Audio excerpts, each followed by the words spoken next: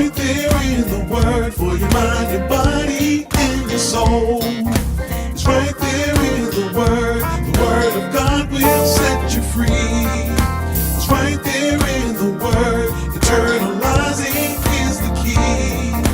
It's right there in the Word. It's right there in the Word. It's right there in the Word. It's right there in the Word. Good afternoon, and welcome to another installment of There's a Word for That, the weekly word presentation as part of the Hymns by Phil Carter Fellowship. I'm Pastor Cynthia Turner Wood, and I'm glad you tuned in today. Today's word is will. Will. Francis Chan, that great preacher of our age, said our greatest fear should not be of failure, but of succeeding at things in life that really don't matter. It's the tragedy of going through life fighting great battles, achieving great successes, acquiring great masses of goods and materials, and yet never really getting what life is all about. If we had to characterize Saul, that character in the Bible, if we had to characterize his life, it would be the life of someone who, pardon the grammar because it's inappropriate, but somebody who just don't get it. Saul in the Old Testament, God granted him leadership over the kingdom, lifted him to a position higher than he ever imagined, and certainly that he was not even qualified to handle, made him ruler over many things, and instead of attempting to rise to the occasion, he just never got it. God allowed him to defeat his enemies and he got the big head and began believing his own press. And instead of carrying out God's plans and following God's guidance, he started doing his own thing and following his own will. But here's the thing, my sisters and brothers. You can never go wrong in life trying to do God's will. You will never fail. You will never waste your time. You will never end up regretting it when you try to live according to God's plan. Now, I'll admit it, that's not always the easiest thing to do. Sometimes it's the hardest thing to do. It's not always the shortest distance and a straight line. Sometimes it takes a long time and through some hills and some valleys and some ditches and some curves. And it's not always the simplest choice. It might be the choice that takes a little complexity to even deal with, some complications. Doing God's will can be hard. First of all, doing God's will is not always easy because sometimes we don't even know what God's will is. Right and wrong are not always as clear as black and white. Life doesn't always come with easy answers, and sometimes it takes time to even discern, to figure out what it is God is calling us to do. We don't always know what it is, but secondly, doing God's will is not easy because it might seem like what God is asking of us actually makes no sense. Maybe we really did hear God when God gave us the instruction, but what we heard doesn't make any sense to us. Where we're ready to forge ahead with a decision, and yet God says, not right now, wait, hold off. When we're ready to enter that marriage or take that new assignment or walk away from the tension and strife, and God says, hold up, wait a minute, and it makes no sense to us because getting out or moving ahead or going the way that makes sense is what we really want to do. It's what looks practical. Thirdly, doing God's will is not easy because what's being asked of us feels like it requires more faith than we have to believe what needs to be done. It requires stepping out into the unknown, starting off into a brand new beginning with absolutely nothing in front of us. It means stepping out into an abyss that doesn't seem to have any bottom, but we only can find our footing when we take the next step. Trusting God even when there's no trace of God, and it makes it hard to do God's will. But finally, this last point, Doing God's will is not easy because oftentimes it goes against our own will. And let's face it, this is the one that really, really gets us, because we have plans and we have dreams and we have expectations of what our lives are supposed to look like, how our lives are supposed to be, what we're supposed to be doing by a certain point in our lives, how many babies we should have had. We should have been married by now. We should have a better job by now. We should be driving something different by now. We shouldn't be going through what we're going through. And it's not our true preference or what we want to do. When God may say go left, and the view on the right seems much more attractive. God says, keep on this pathway forward, when you can't see how forward is going to pay off, when you've been walking that way and you've seen no results. But we need to stop and pause and remember that God can see around the corners, that we have no idea what's in front of us. For a multitude of reasons, it's not always easy to follow God's plan. And yet and still, somebody say yet and still, though it does not appear obvious, though it never appears evident, though the effort may not pay off right away, you can never go wrong trying to do God's will. When God's plan is on the table, then all the other plans need to fall off on the cutting room floor. In 1 Samuel 13, we find this Saul that we talked about earlier amidst the chaos of fighting a losing battle. He is fighting, but he is losing. And verse 7 says he was still at Gilgal, and all the people following him were trembling. Samuel had instructed Saul to wait for him there. That's why he was still at Gilgal. Samuel told him, man, just hang tight. I'll be right back.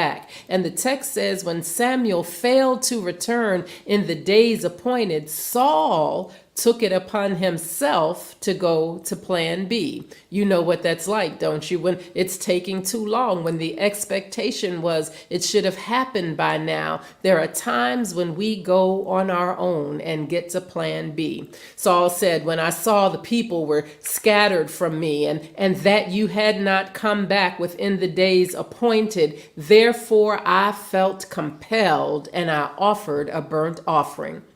And that, my brothers and sisters, was the beginning of Saul's problems. And it's oftentimes the beginning of our problems, because you can't live your life more concerned about what others are doing and thinking and be less concerned about what God has said to you. If God said to wait, then it really doesn't matter what your critics are saying, what your encouragers are saying, what anybody else is saying. If God says wait, then you need to wait. And you can't move on to your plan B until God has moved you off of plan A, lest you get ahead and beside yourself and then have to be hoping God will come and rescue you. Just wait on God, wait on the plan that God has for you, and don't worry about how long it's taking. Saul's downfall was when he tried to hurry God's plan to accommodate his panic. And that's what happens. We often panic when we don't see God moving in the way that we want. And we have been in situations where God's delay has created an uncertain future for us. At least it feels uncertain to us. And every day seems like an eternity. I don't know about you, but I have been there in my life. And it's a horrible place to be. It's that place of, how long, oh Lord? How long do I have to wait here? Do I have to stay here? Do I have to go through this? Do I have to endure this? How long, oh Lord? That place that the author Enuma Okoro calls the place where God disappoints, where God takes too long to do what God is going to do, and there's nothing we can do about it. Saul wanted God to hurry up, and somebody listening to me this afternoon wants God to hurry up, and you're tempted to just get in front of God. You're tempted to go your own way. You're tempted to make what you heard God say, do what you want to be done in your life, without really acknowledging that God said, not yet, don't move, don't go too soon. But what Saul forgot And what we forget is that God deals in kairos time and not chronos time. In other words, that means you don't have to worry about how long it's taking because God is the controller of time. I know that's really, really theological talk right there. So let me say it this way. Don't ever think that because time has passed, that it's too late for God to do what God wants to do. Look at verse 7. He's at Gilgal. His troops are quaking with fear. He waits 7 days, but Samuel did not come. And to be fair, you have to go back to 1 Samuel 10:8 to really understand what's going on. It's where Samuel gave those instructions to Saul. Wait 7 days at Gilgal. It doesn't seem like it's too much to ask. Wait 1 week, 7 days, 1 week. Hold off on your own plans and just wait a week. You can do anything for 7 days if you know a change is coming and relief is on the way. But what about when 7 days turns into 7 weeks or 7 months or 7 years? There's a whole lot of space and time between chapter 10 and chapter 13 of 1 Samuel. And in the meantime, while you are waiting, you're running out of resources and running out of supplies and support. And people have even begun to run away because they can't see how it's all going to work out. That's a whole different scenario altogether. And that's what was confronting Saul. Samuel said, wait 7 days, but it had been longer, much longer than 7 days. But what Saul forgot was that we serve the God of Kairos, not Chronos, Chronos from chronological. No, this is the God of Kairos, who does not have to bow down to the hands on the clock or the pages of the calendar or the demands of time. There's a lesson in that for we who have been waiting on God and who think that it has taken God too long. And the lesson is this: don't get ahead of God, even though the wait is longer than you thought it would ever be, and even longer than God said it would be. As my grandmama would have said it, he may not come when you want him, but he's always right on time. Saul thought he was running out of time and that time was of the essence, but you can't run out of time when you're on God's schedule of eternity and infinity. Remember, in the beginning was God. God is the Alpha and the Omega, the author and the finisher. Saul forgot that the Holy One that he was working for orchestrates time, that God's time frame is forevermore, that God traverses in the frontiers between yesterday and tomorrow without any limitations in between or on either side of that God never runs short on time, and running short on time is never God's problem, for God is the one who sets the moon and the sun on the schedules, and God is the one who orders up the night and then calls the day day. God is the one who moves the hands of the clock and turns the pages of the calendar, so that even when we think we have run out of time, God can move the hands of time forward to speed things up, or move the hands of time backwards to slow things down, and even make the sun stand still in the sky to hold things up for a minute.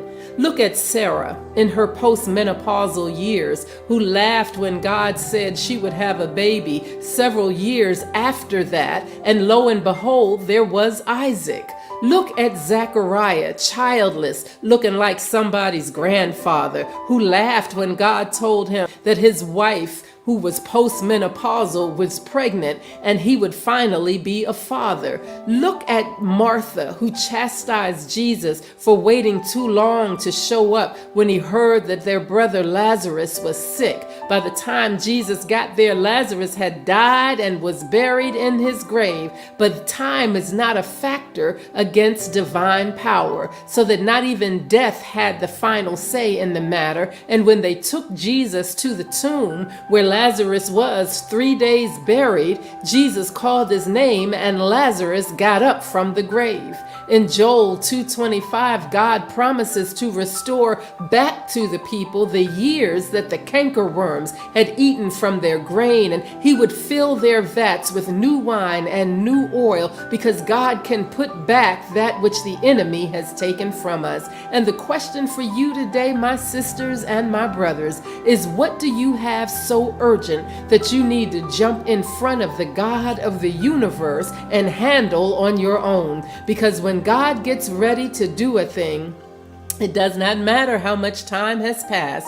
All you need to know is that if we can get out of the way and trust God enough, it does not take God a lot of time to do what God has set out to do. That God has a plan to prosper us and not to harm us. That God knew before the beginning of the time how God wanted things to work out. And what we need to do is to try to get on God's plan instead of trying to get God on our plan. Well, I've already kept you a little while too long this morning, so I will finish this installment next week. Until then, I just want you to encourage you that above all else, seek to do the will of God. Today's word is will. This is Pastor Cynthia Turner Wood, and I'll see you next week for another installment of There's a Word for That. Thank you so much for listening.